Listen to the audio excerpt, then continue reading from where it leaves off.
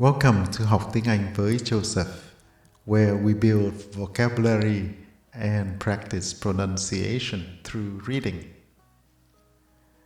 Continuing with The Cat in the Box, a history of science in 100 experiments, we will come to the story that has a lot of, they call it tongue-twisting terms, tongue twisters. The title is Absorbing Radiant Heat. Absorbing radiant heat. At the end of the 1850s, the Irish physicist John Tyndall was working at the Royal Institution, where his career overlapped with the declining years of Michael Faraday. Tyndall became interested in the radiant heat, or infrared radiation, discovered by William Herschel. Previous scientists, notably the Frenchman Joseph Fourier, had speculated that the atmosphere of the Earth acts like a blanket, trapping heat and keeping the surface of the planet warmer than it would otherwise be. But Tyndall put these ideas on a secure footing by carrying out experiments to measure the capacity of different atmospheric gases to absorb infrared radiation. In his experiments, the gas being investigated was in a long brass tube sealed at each end with transparent rock crystal, which does not absorb in the infrared. One end of the tube was in contact with a heat source.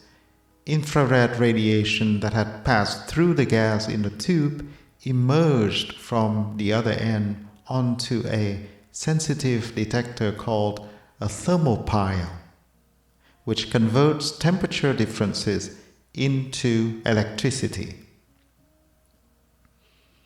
The other end of the thermopile was in contact with another standard heat source. The amount of electricity produced by the thermopile depended on the difference in temperature between the two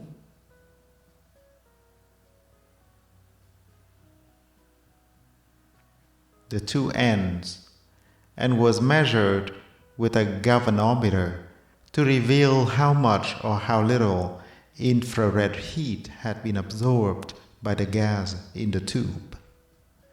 The apparatus known as Ratiospectrophotometer was so sensitive that the warmth of a human body would have disturbed the experiment.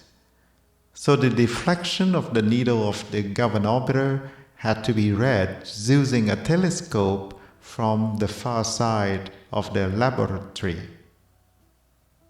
As Tyndall described it in a lecture at the Royal Institution, "My assistant stands several feet off.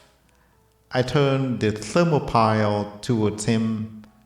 The heat from his face, even at this distance, produces a deflection of 90 degrees. I turn the instrument towards a distant wall, judged to be a little below the average temperature of the room.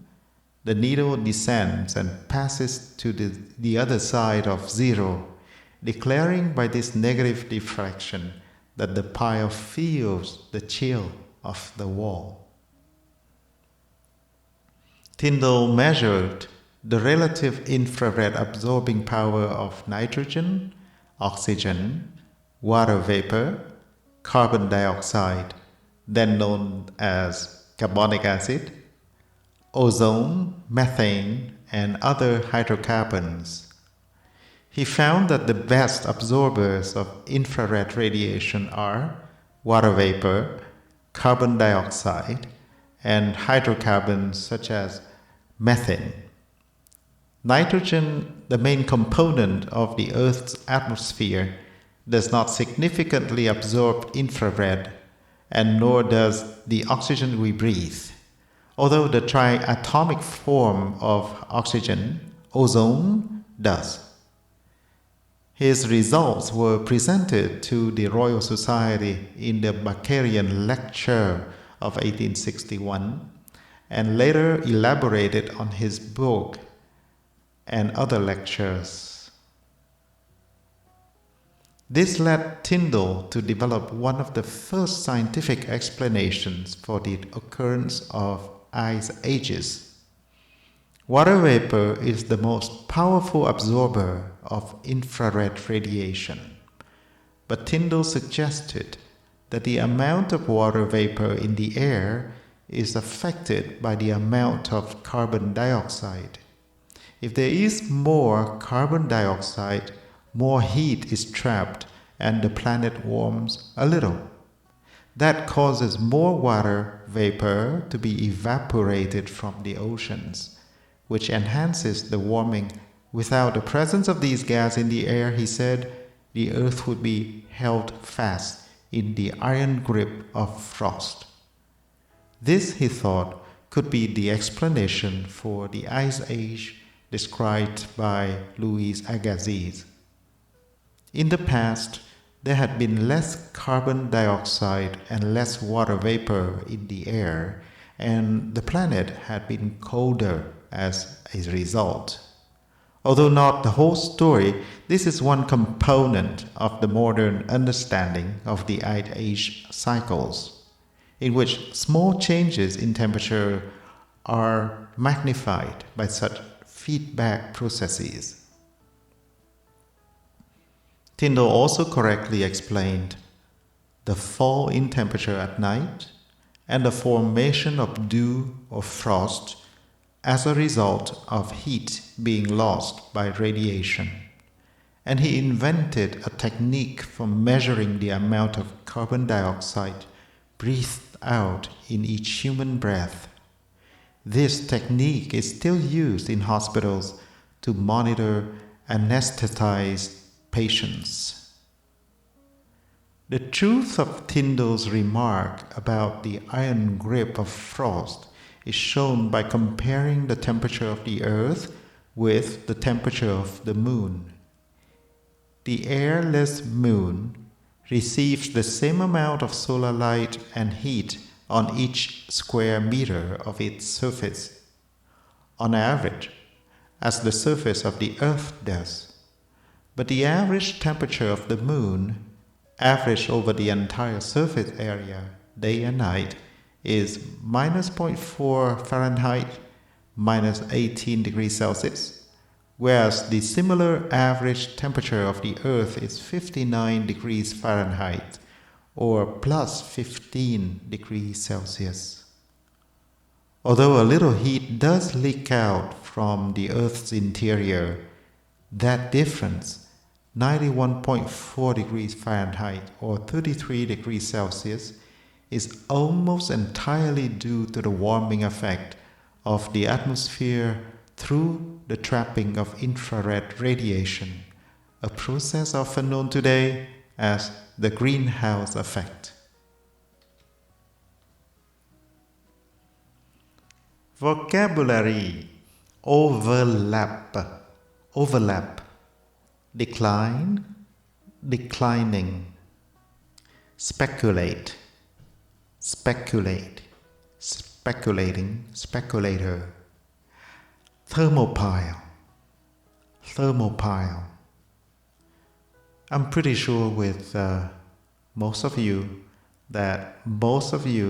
including myself, won't hear of this word thermopile another time in our lives except through reading science books. Ratiospectrophotometer. English long words like this, we just have to break it down to composing or its constituent parts. Ratio, Ratiospectrophotometer. So, Ratiospectrophotometer. Triatomic form of oxygen. Triatomic form of oxygen, which is ozone, the ozone layer. Anesthetized, anesthetics, anesthetized. Greenhouse effect, greenhouse effect, greenhouse effect. Whoa, thank you so much for your time. It has been an excellent journey so far. And as usual, I will see you in the next story. Bye for now.